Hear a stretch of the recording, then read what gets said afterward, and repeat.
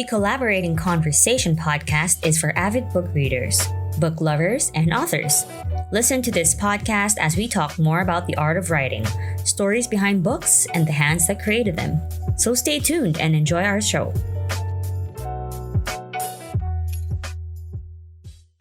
Welcome to the Collaborating Conversations podcast. Today's episode is part 5 of the Foundra Series Deep Dive by author Emmanuel M. Arriaga.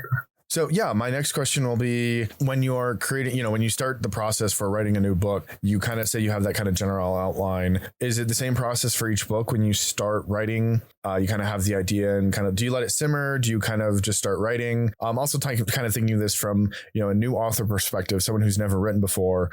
How do you start? Because, when you read a book, you're like, wow, that was amazing. This was fantastic. But you don't necessarily think about how many hours were dedicated to writing, starting over, getting rid of some stuff that was poor character development. So I guess, where do you begin when you start a new book or your first book? Yeah. So typically I'll start a book with I use the snowflake method. I don't know if I talked about this before, but the snowflake method to writing a book is you start with an idea. And for the Foundra series, I have a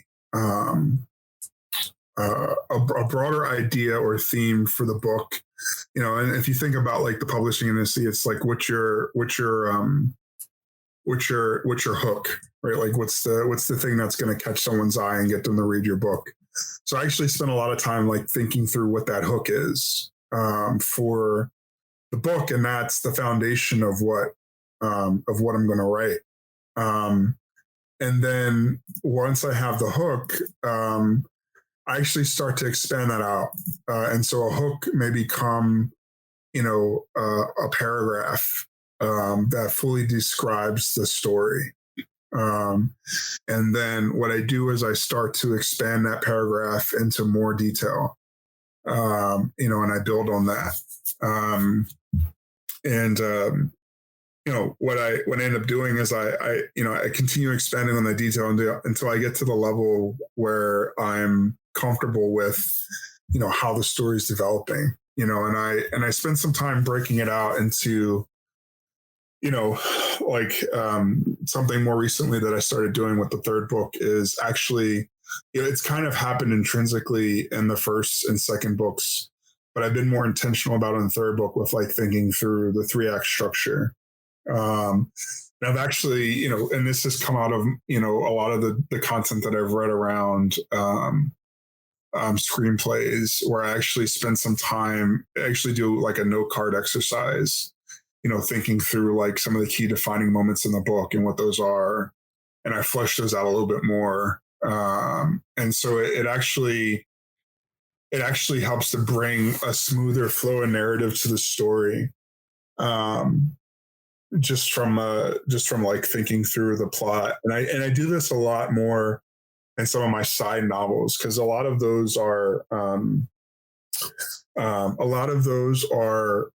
based off of an idea or a dream that I had that leads to creating like Elevator Quest, for example. Elevator Quest was a dream I had. The entire book was a dream. And what I did was, I wrote down a dream in the waking night. And then, I sat down and actually started to build it into a cohesive story. So I started thinking through, I expanded it out into an outline, and started fleshing out additional details and character specifics and actually just, going through the mechanics of building a book. But, it started as, it started as a dream. And so some of my books actually do start that way. Foundra is a bit different because Foundra, there's a lot of scenes throughout Foundra that are dreams, but the overarching story itself is something that I've developed over many hours and days and months to flesh out this full narrative, this full universe. And so I actually, I have a detailed I have a detailed journey of, where Foundra began in book one. And even before book one, I have some prequels planned that talk about some of the history and events that are referenced and actually where it ends, so there's a finite end to Foundra, the series. And I already know how it's going to end, and right now it's just building the journey to get there, over the next, however many books it ends up being. But I know how it ends, right? And I think that's a really important thing when you're creating a story is you have to know how it ends. I think a lot of authors struggle when they start with an idea, but they don't actually spend time thinking through how it all ends, how it all comes together. What's the purpose of it all, right? But when you do that, I think it actually helps you to write a better story, and your subconscious actually works in parallel with you to, flesh out how you get there, right? And this has happened to me so many times.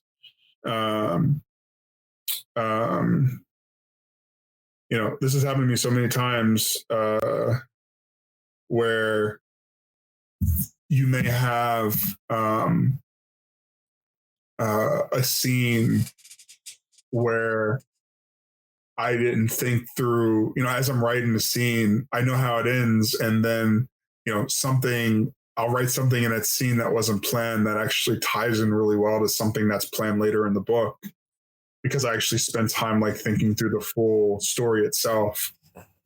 And so it's actually an interesting experience because your subconscious works with you to tie things together in very interesting and creative ways that aren't always planned. And that's happened to me more than once, where it's just like, oh, that's really cool how that scene turned out, because that actually plays into something much later. And I didn't plan it that way.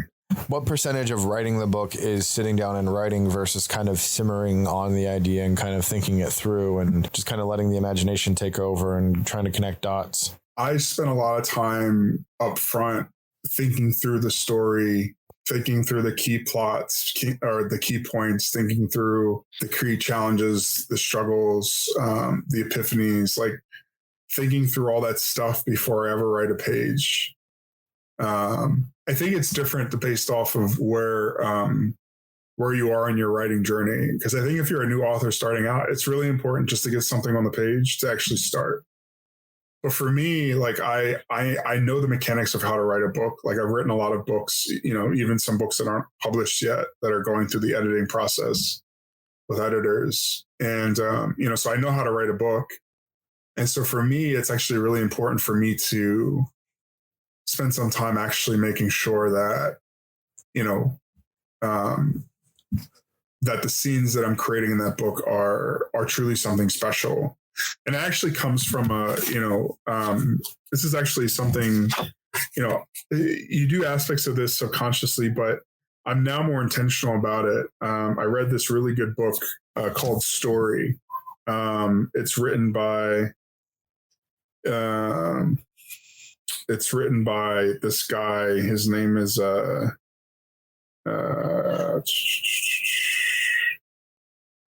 he's this screenwriting Robert McKee. So he's this screenwriting teacher who's very famous in industry, and he's written basically the textbook on how to write good story for screenplays, how to have good character dialogue, how to write good characters. And one of the things, and the book is called Story, the one that I'm referencing.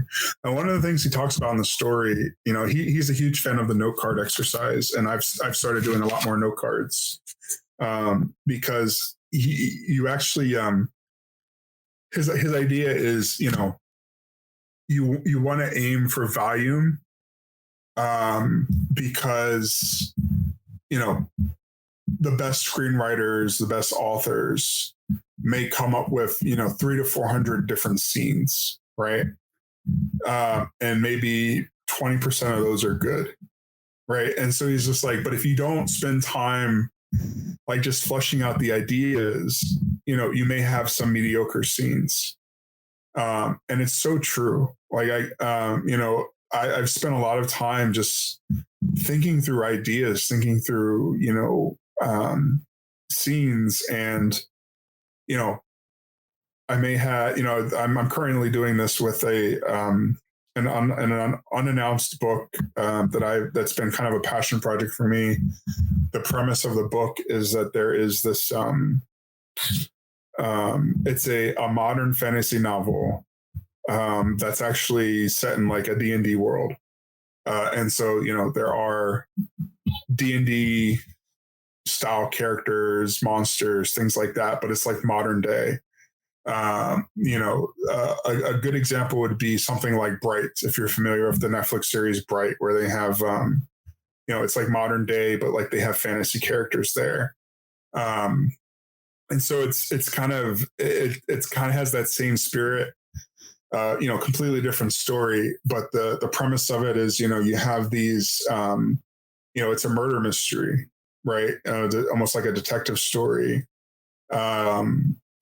Because you have a succubus who's killing victims, right? And so if you know anything about D&D lore, like succubus are able to transform into different people, and they have magic, and they can manipulate people, right? And so hey, if you make one of them, and if you're in modern day and you make one of them a serial killer, right? Like how hard would it be for a detective to hunt down one of those, right?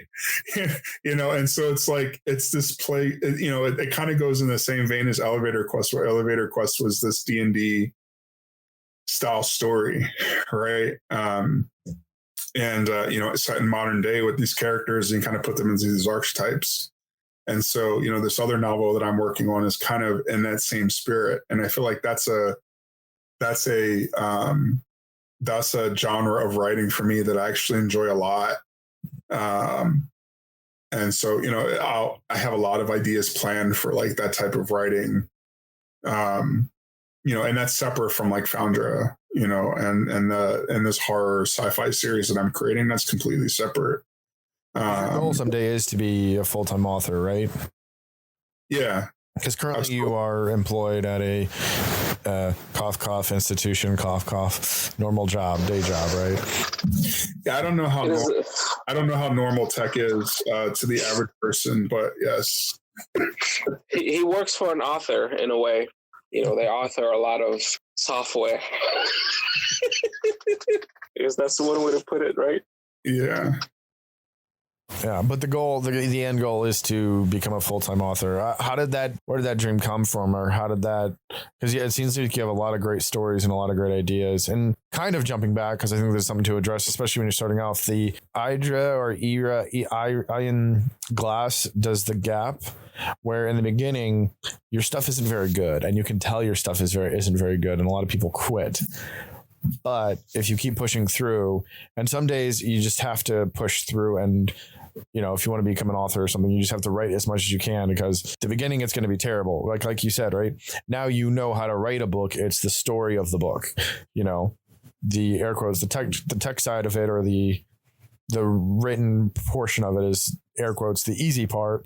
Developing the story and making it something that people want to read, making it interesting and intriguing to the reader is the hard part. Yeah. So I think there's, like, if you listen to Robert McKee, one of the things he talks about is there is technique.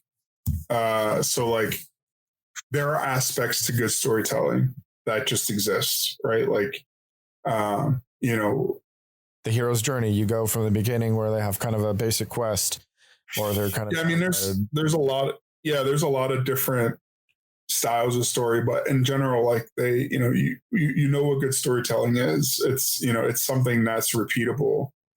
But there are different things, that contribute to that as well. So there's like, skill, creativity, and people have varying levels of that, and so, you can be a creative person, but if you don't know the proper technique, you may not actually produce good content, right? But if you're a creative person and you know proper technique, like you kind of have an understanding of like the 3-act structure, how to tee up, certain events, how to drive narrative along, which is character driven. I think. But you don't want the plot to do all the work for you? Yeah. One of the, and this is actually a challenge that a lot of people run into when they're writing. Plot driven writing is not good. Everything should be character driven. And I think where people struggle when you look at writing that's plot driven, like the characters are a lot of times not very interesting. They're not driving the narrative along. They're not the ones who are bringing the story to life. They're just kind of there, and then people can't relate to that, right? Because life is character driven, right? And so it's, and so in those instances, like the writing may be boring or not very interesting, or the characters don't really connect with you, and it's hard to get into the story. And so I think once you understand those things, it actually helps you become a better writer. And, one of the things that Robert McKee talks about is just like, like I mentioned before, volume is really important, because you're going to have a lot of ideas, not all of them good. And you want to, but every now and then you're going to have that gem. And that's what you want to get to. And you string together your gems. And then, that's when you actually start the process of creating the thing, right? Once you really have these gems of scenes, and like these scenes, like if you're doing like the note card exercise, like, a scene may be, 4 or 5 lines of text, not very long, but it covers, key aspects of like what's happening, where the character starts, where the character ends, in that scene, what the goal of the scene is, right? Like, all that comes out in that scene description. And so when you think about it that way, you can start writing, but then, you get better over time. And a lot of that has to do with, like some people get better over time because they write a lot of books. Some people get better over time because they spend a lot of time thinking through one book, right? But you don't want to paralyze yourself by just thinking through story ideas. And so there's a process to it. And if you follow that process, you'll actually, you actually get to where you want to get to. Yeah, it's very interesting. I just recently watched Filamento on YouTube, I think, or Filamento. He discusses what makes a good movie or a bad movie. And I think even though movies and books are different mediums, their same principles still apply for storytelling. So he talked about Morbius, or this latest vampire movie, how it was just a terrible movie because it was all plot driven, not character driven. Oh, he's a doctor, but it never shows how he's good at being a doctor. It's just the MacGuffin. That's one thing, no spoilers, but I loved about Everything Everywhere All at Once is the science fiction wasn't the plot MacGuffin. It was used to move along the plot, but the plot was all character and character interaction relations. It was just a part of those interactions. The plot wasn't based around the science fiction MacGuffin or something.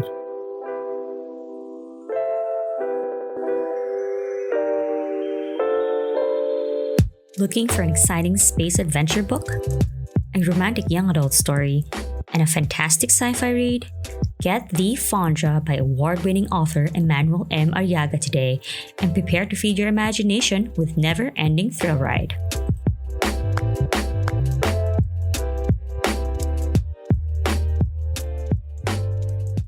Well, actually, I think a really good example is actually Doctor Strange 1 versus Doctor Strange 2. No spoilers. I haven't seen the Multiverse of Madness yet, but what I'll say is Doctor Strange 1 was very character driven. Like you were in the shoes of Dr. Stephen Strange in book 1 as he went through this experience, as he went through this journey from like being the best doctor, being world renowned, being the best there is, to just being brought low because of his car accident. And then they showed it too, right? Like they showed him doing the surgeries and stuff. And and it wasn't just told. Yeah. And so, Doctor Strange 1, very character driven, very good movie. One of my favorite Marvel movies, hands down. Doctor Strange 2 is plot driven. It's very plot driven. And, it's a good experience, but like if you after but it's like the day after you realize just like this movie was bad. You're the third person to tell me this, and I was actually really tempted. So I have a T-Mobile Tuesday code for $5 off, and Tuesdays in my area is $6 movie ticket, so I can literally go see a movie for $1. And you're the third person to tell me that Doctor Strange Multiverse of Madness is not good. And so it's like, do I waste my dollar on this movie just to see it, or do I go see an actual good movie that I want to like to enjoy and just watch it on Disney Plus whenever it gets there? You know, I think so. So like the best way to explain it would be Doctor Strange 2. It's kind of like a Michael Bay movie. oh, It's like it's a fun experience. Like you watch it and you're just like, oh, this was great. And then after the fact, you're just like, what was that movie about? like I don't like, why did they do that? Like that plot point made no sense. Like that character development was like pointless, And so like, it's kind of like the day, when you watch the movie, you're just like, this is fun. You have a good time. But then after the fact, you're just like, that movie was terrible. And it's kind of just in retrospect as you think through the things. And so that's how Doctor Strange was to me. It was a fun movie to watch. You suspend your disbelief, or you suspend your belief, right? And you just kind of enjoy the cool effects and the cameos and all that other stuff, and you have a good time eating your popcorn. But then the day after, when when you're disbelief, when you're when you actually can process what you watched, you're just like, why did they do that? Why did they do all these different things in that movie? That makes no sense. And I think that's the perfect example. I think Doctor Strange 1 versus Doctor Strange 2, where it's just one's character driven and one's plot driven, and it's just so apparent. And you can see why, and like Hollywood movies, you can have a huge budget and be really flashy about it and entertain people, but then like there's no substance, right? And I think that's a great example is the Transformers franchise. Like I love the animated series. It is a great, the Michael Bay series is great, action packed, MacGuffin, whatever, fun ride. It's just a fun ride, but there is no substance, especially in like the second movie, spoiler alert, where Optimus Prime like kills one of the Decepticons point blank. And it's like, that goes against everything Prime stands for. Like if you read, I understand they're trying to make a movie flashy or whatever, but that literally goes against the character of Optimus Prime. He's not someone to just like execute somebody in cold blood like that. Yes, I understand it's a war, but that goes against his character, right? And I think that's an interesting thing, right? So like the Marvel universe, they have these kind of pre-designed characters. Versus a book, like you get to make the character yourself. You're making it however you want, but also not letting the plot dictate the story, which have you ever had to have like one of your friends come in and say, or someone like who reads it like, oh, this is way too plot, or in the beginning of writing, were you more plot driven than story driven?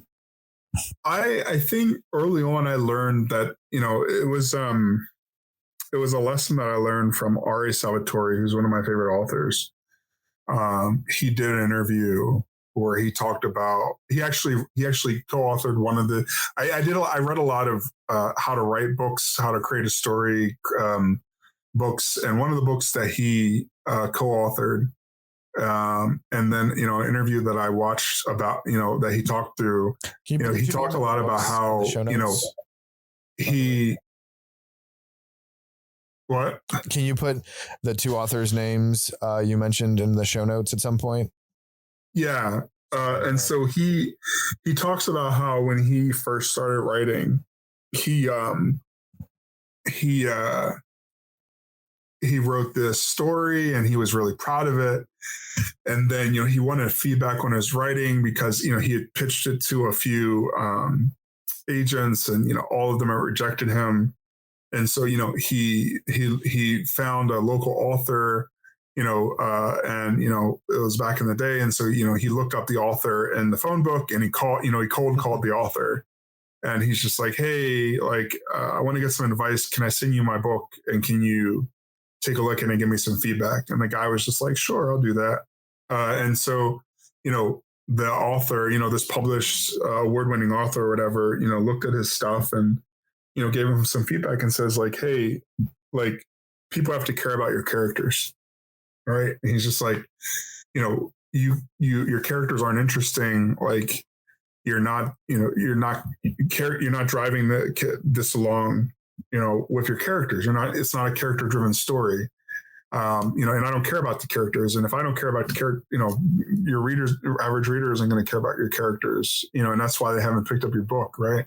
And so, he took that hard feedback to heart, and he actually, rewrote his books, and made them character driven narratives. Right. And now he's, one of those legendary authors, who has 50 plus books to his name, right? And is a full-time author, and, New York Times bestselling author. And I think, that feedback, I heard that early on when I was writing Foundra, the original novel, and, kind of forced me to say, like, hey, I have to make my characters interesting, right? Like, I have to center the story around my characters, not the plot, right?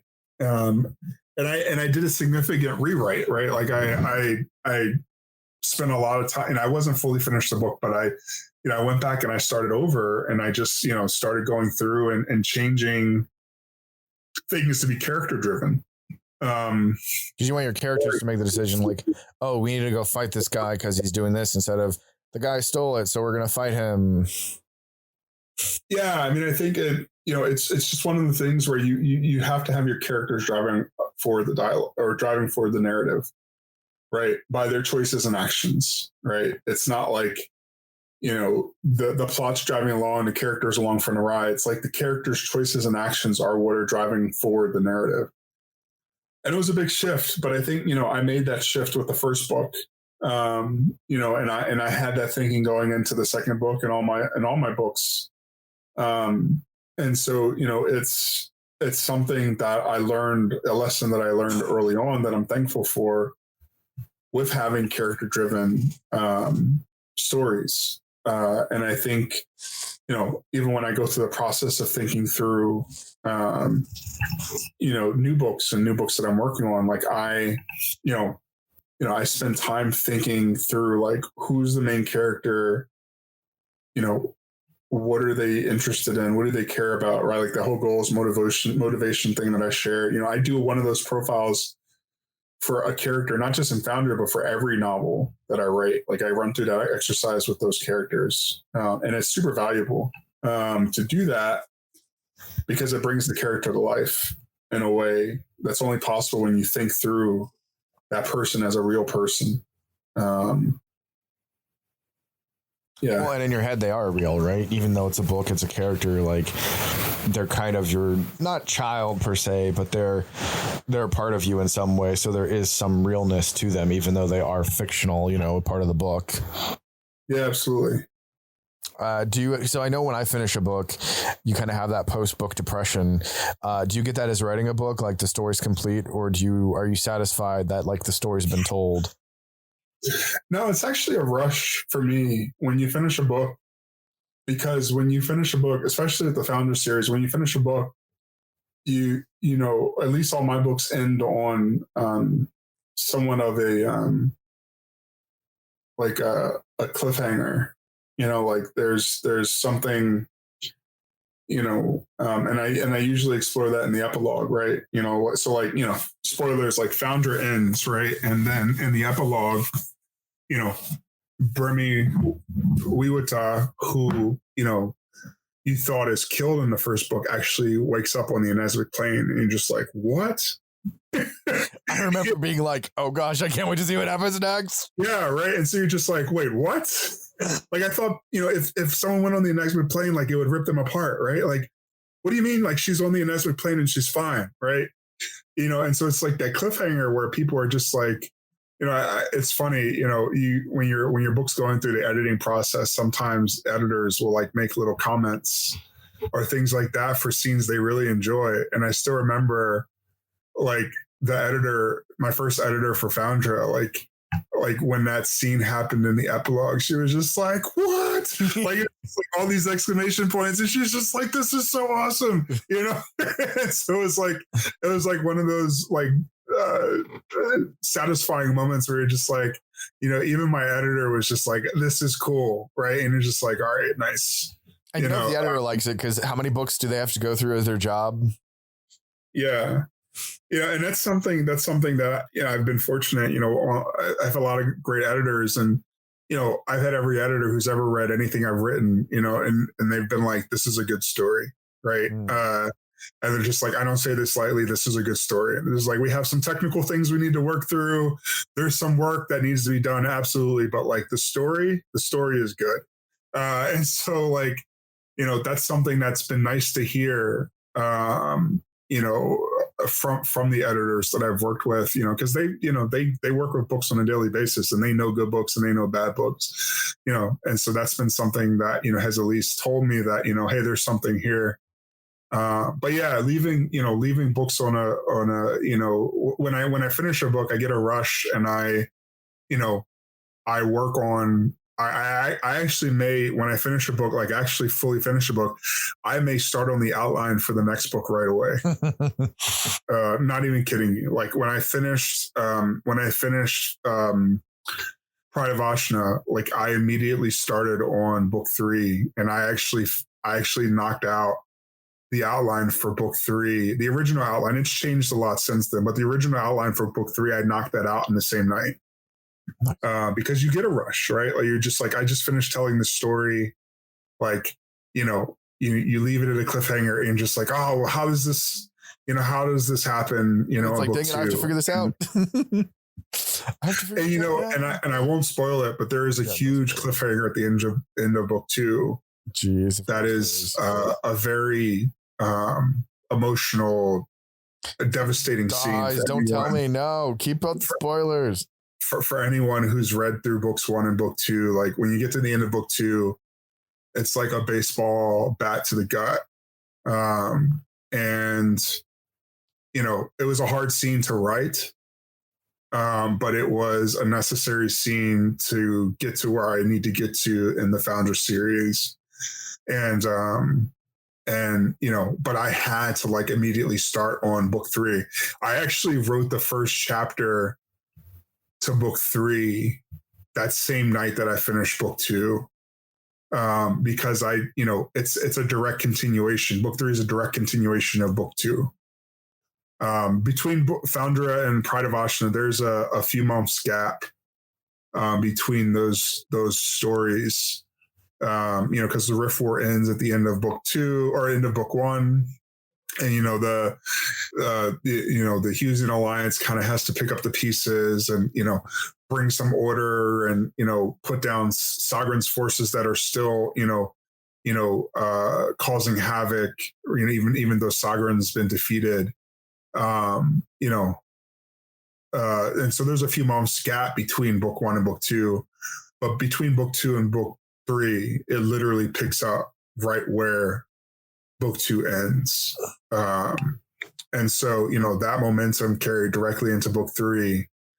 And since then I've redone the flow of the story. The beginning and the end never change, but how you get there changes. Right. And so I've flushed that out a few different times, specific more recently, like when I started doing the note card exercise, because there are a few points. One of the things that I don't believe in traditional writer's block, right? Like I think if you're struggling to write something, to write a scene, it's usually your subconscious telling you that scene's not right, but like you should change that scene. And so I think once you actually like accept that, the creative energies start to flow again. Do you think it's difficult to change? And so whenever I run into sorry, go ahead. Do you think it's difficult to make changes like that because you kind of have an idea in your head and you want to keep it that way, even though the story might be better off if you made that change? It's tough, I think, the first time you do it. After you get used to doing it, you don't tend to hold on to scenes unless it's like a key defining moment. And those are harder to change, but you have to be willing to change those as well. I think for me, I I am willing to cut a scene if it doesn't work. And even I've cut chapters that I've written where I'm just like, I don't like this chapter, or I don't like how this went. And I will cut the chapter out and rewrite it. Right. And that may have been like, hours of work that I just did, but I will cut it and start from scratch if it doesn't work. And you just have to be prepared to do that. And I think, that's just part of the creative process. Like, you have to be willing to cannibalize things that don't work to make way for even better ideas or better scenes. And it's just part of the writing process. And I think when people don't want to do that, that's when they encounter writer's block, because their creative energies are just like, I can't work with this. You need to do something different. And they're just like, no, I really want this to work.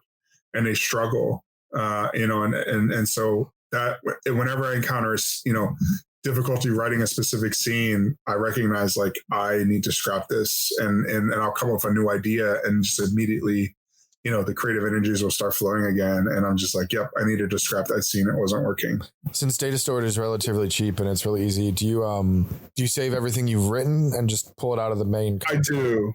Yeah. So I have like a cutout doc for each book.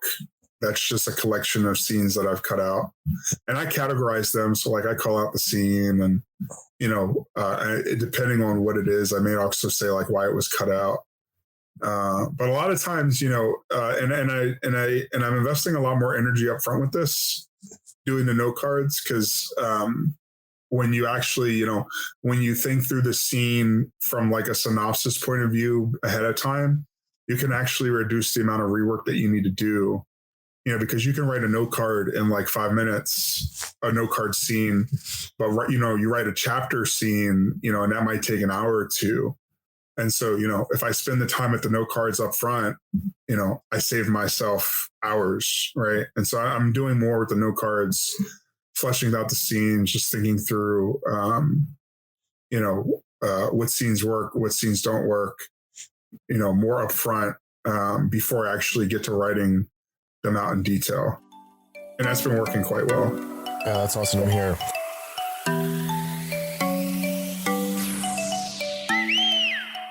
Thank you for listening. Check out our podcast on Spotify, Google Podcast, and Apple Podcasts if you enjoyed the show. For more books and inspiring stories from today's authors, please subscribe to our podcast.